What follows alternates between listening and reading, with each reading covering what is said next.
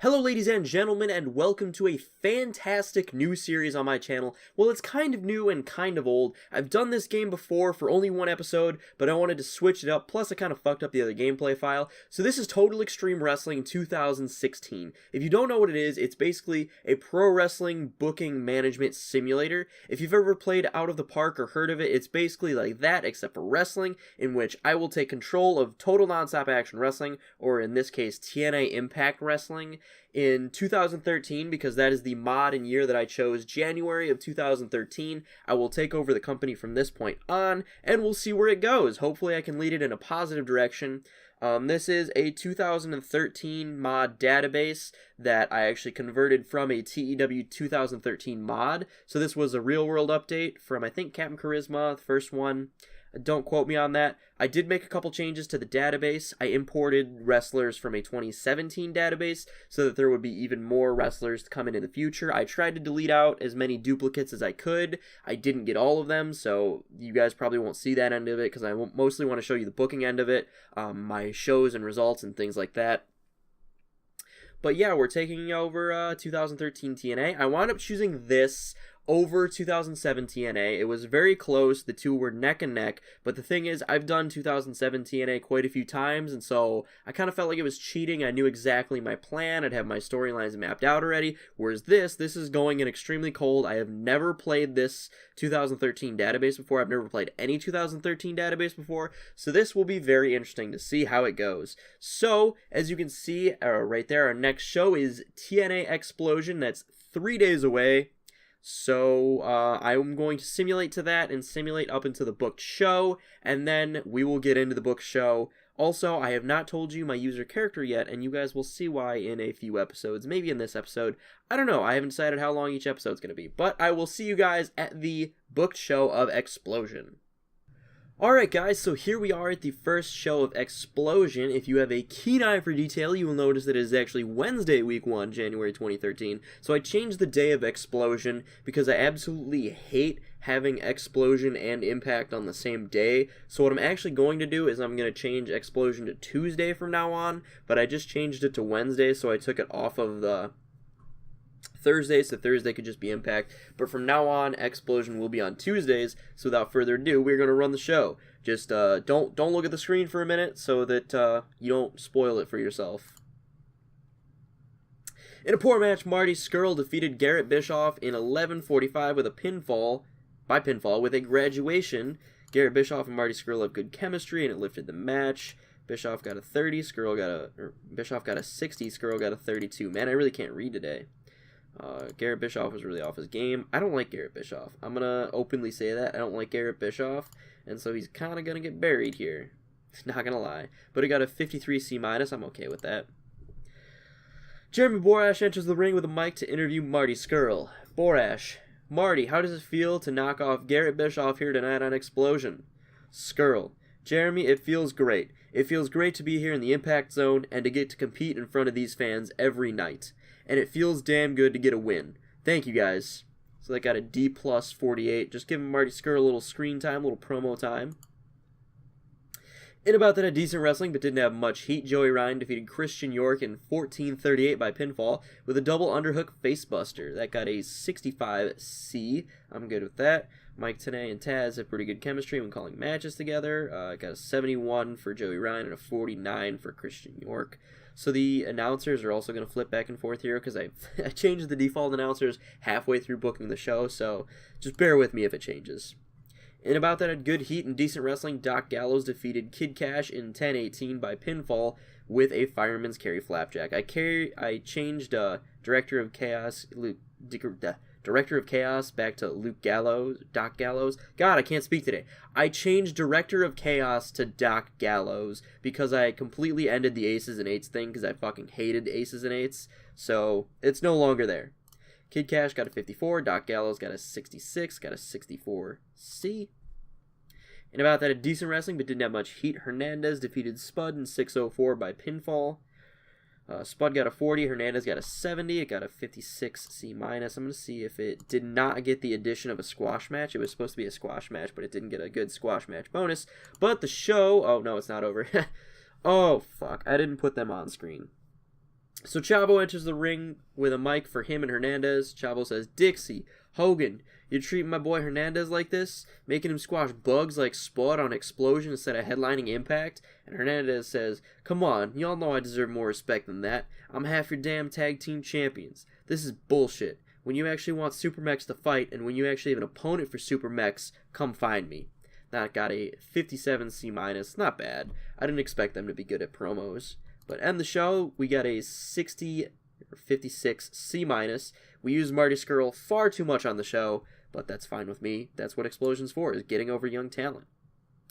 So, fuck. I want to show you guys what Xplosion got, but I don't want you guys to see any of the additions I've made, so I will click on at the bottom. Yeah, okay, I can do this. So that show was a sellout in the Impact Zone. We got 1,400 in attendance on TV. It got a .32. That's 241,000 and some change viewers. I actually added more channels that it was going to be on. I completely redid our TV deals. We're on different channels on Impact. And Xplosion, the roster's changing a lot. Once I've got a lot of things sorted out, I kind of want to go through my company with you guys. For some reason, a lot of people are out with get time off, so a lot of big players, so I'm trying to book around that for now, but I don't want to complain too much, and so I will see you guys on Impact. Alright, so here we are at TNA Impact, this Thursday episode. We're going to run the show. It took me longer than I thought to book the show, honestly, just because I had to come up with initial storylines, and honestly, this first month of stories is going to be absolute shit. I'm going to tell you that right now, because it is Thursday, week 1 of January, and Genesis is Sunday, week 2, so I have 2 weeks to book till this pay-per-view, and I know I could push it back to like week 4, but I don't want to mess with the pay-per-view structure. I already messed with enough. I rearranged some of the pay-per-view structures because Bound for Glory is at historic relevance, Slammiversary is at above average or highly regarded, something like that, and I know Destination X and Lockdown are at the same level as that, and I wanted to do kind of like a big 4, so I spread them all out. Lockdown is in March, Slammiversary is in June, September is Destination X, and then December is Bound for Glory, so I messed everything around. I shuffled a couple other pay-per-views, so I wanted to let you guys know that before I get into this show. But, close your eyes now for spoilers, and we're going to run the show now. Alright, in a pre-show bout that had subpar wrestling and non-existent crowd heat, Marty Scurll defeated Pentagon Jr. in 10:28 by pinfall with a graduation. Marty Scurll got a 48 this time. That's actually pretty good. I'm impressed by that. And Pentagon Jr. got a 34. Not bad. I got a 45D. So I got Pentagon Jr. and Phoenix from a talent trade with AAA. They're both young Rudos right now, and they're not very popular. And as you can see by this picture, I wanted to choose a picture of Pentagon Jr. where he's not the Pentagon Jr. we know him as. He could be one day, though. The show opens on Dixie Carter in the ring. Dixie says, "Good evening and welcome to TNA Impact. My name is Dixie Carter. In 2002, I convinced my parents to purchase the majority stake in TNA. It was the best decision of my life, and I have loved every second of it. Unfortunately, my parents recently sold their majority stake in TNA to a third party. I've not been informed of who the mystery person is, but I'm told that they are here tonight and will be addressing you later tonight." I shouldn't have said that twice.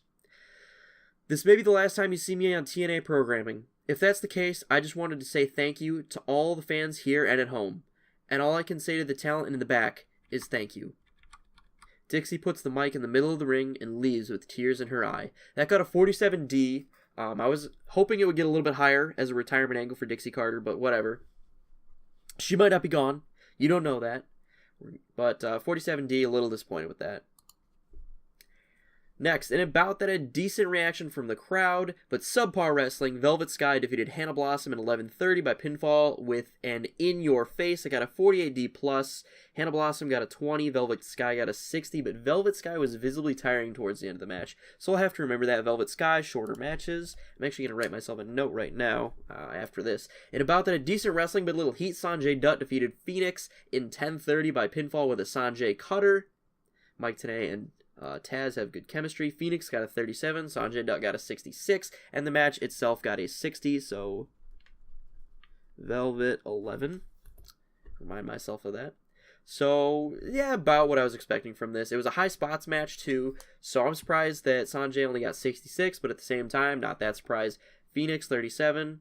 That's good. He can improve. Rob Van Dam is in Hogan's office. RVD, so Hulkster, you keeping your job with the new boss man coming in? Hogan says, I don't know, Rob. Do you have an actual question for me? RVD says, actually, I do. You know, I have this X Division title right here, and Genesis is right around the corner.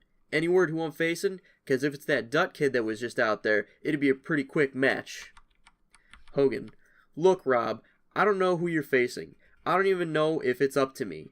What I do know, though, is that the big man is bringing in a bunch of new talent. So not only is your X Division title at risk, your job just might be too. Now please get out of my office. It got a 100 star. Rob Van Dam clearly enjoyed having freedom go off script. Hulk Hogan was superb with that. Hulk Hogan invented a new catchphrase that will likely boost his ability on the microphone. Oh, his new catchphrase is going to be, now please get out of my office. Fuck. That's what it's got to be, because there's nothing else in here that could be a catchphrase. It's, so now please get out of my office. Do you have an actual question for me? Your job just might be too. I don't know, it's got to be, please get out of my office. It's his new catchphrase. Oh, shit. The angle got the crowd hotter, though, which I'm happy with. It was what it was meant to do. There was a Hollywood Hogan here first, so I decided to change to blacked out Hogan. I'm surprised that Rob Van Dam was the X Division champion. And about that, a good heat and decent wrestling, Joey Ryan defeated Garrett Bischoff in 8:39 by pinfall with a double underhook facebuster. Showing true unprofessionalism, a clearly unhappy Garrett Bischoff completely phoned in his performance, and it was clear to everyone he wasn't trying at all. He still put up a 50, though. Joey Ryan got a 70, completely outperformed him. 68 C+. Garrett Bischoff is on the very end of a tight leash, and so this doesn't look good for him. Bobby Roode, Austin Aries, Bully Ray, and Mr. Anderson are all shown standing in Hulk Hogan's office. Hogan, alright brothers, you're all wondering why I called you here. You see, I just got off the phone with the new owner of TNA. He told me he won't be able to make it to the show tonight, so he wanted me to tell you that you dudes have a championship match tonight. You have a match tonight. Roode versus Aries versus Ray versus Anderson in a 4-way elimination match to determine the number 1 contender for the TNA World Heavyweight Championship. Good luck out there tonight, brothers. The 4 competitors, I spelled competitors wrong. I'm just going to completely delete that word so I don't look like an idiot. The 4 stare each other down before exiting. I cannot believe I spelled competitors wrong. I can't read.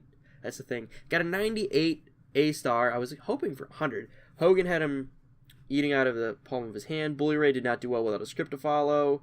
Everyone else pretty much did. Go to the next. In an extremely short match, Samoa Joe defeated Jesse in 3:11 by stoppage when Jesse could not continue. So basically, Joe chokes him out with a coquina clutch, and the referees stop it. Joe got an 88. Jesse got a 34. I want to see if this got... It didn't even get the fucking squash match bonus either. Shit. Jesse was penalized for negative crowd reaction, so they really don't like him. 59C, I was hoping for better, but it does get capped because it's under 5 minutes. Samoa Joe yells for a mic and receives one. Joe says, Hogan, get your ass down here now and explain to me why I'm not in the number 1 contenders match. Nothing happens. Fuck. I gotta read these. You have about 10 seconds, Hogan. You're gonna regret this. Nothing happens again. Joe says, just remember, Hogan, this is on you. Joe grabs Jesse, who is being helped out by officials, and locks in the coquina clutch again. The referees are trying to pull him off Jesse, but can't. Jesse goes limp. Joe throws him aside and looks dead in the camera and says, this is your damn fault, Hogan. Jesse looked lost out there. Even though he was just selling, he looked lost out there. It got an 80B. I'm happy with that. And about that, I had superb wrestling and great heat. Kazarian and Daniels defeated Kid Cash and Gunner in 14:28 when Christopher Daniels defeated Kid Cash by pinfall with an Angel's Wings. Kid Cash was the weak link, struggling to keep up with everyone else's in-ring performance. Kid Cash is not suited to his gimmick. Gunner and Kid Cash have great chemistry. Frankie Kazarian and Christopher Daniels have excellent chemistry. Holy shit, Kazarian and Daniels had almost 100 performances each. Kid Cash was really shitty out there. Match got a 79B. In an exceptional match, Mr. Anderson defeated Bobby Roode, Austin Aries, and Bully Ray in 27:01. The order of elimination was Bully Ray first, then Austin Aries, then finally Bobby Roode. It got a 99 A-star. Bully Ray got a 95, Roode got a 97, Aries got a 93, and Anderson got a 92. That is everything I was hoping for out of this match, a 99 A-star. I was not expecting to get that on the first show. I wasn't expecting these guys to all perform in the 90s. That's fucking great. Too bad everyone's old as dirt. I gotta start building a younger core, and these guys are all performing so well, but they're all mid to late 30s. I think Bully's already 40.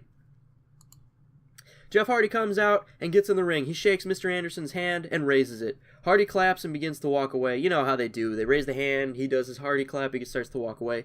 As he starts to walk away, Anderson hits a low blow from behind. Hardy falls down and drops the title. Anderson picks up the title belt and waits for Hardy to get to his feet. You know how they do that. He's waiting across the ring for Hardy to get to his feet. He's stomping his feet, he's waiting. When Hardy gets to his feet, Anderson decks him with the belt. Anderson's then holding the belt in Hardy's face as Hardy lays unconscious and tells him the belt is going to be his. The closing credits roll. It got a 94A. I'm very, very happy with that. And this Jeff Hardy-Mr. Anderson match will be headlining Genesis. So hopefully you guys are into this, because that is the end of the show. And we got a 93A, which I'm really surprised with, although I shouldn't be that surprised with it. We did get 4 A segments. It increased our popularity in 43 regions.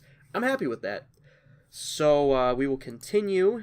Oh, shit, this is going to be a long loading screen, isn't it? I will cut to what we got in terms of viewership. See you then.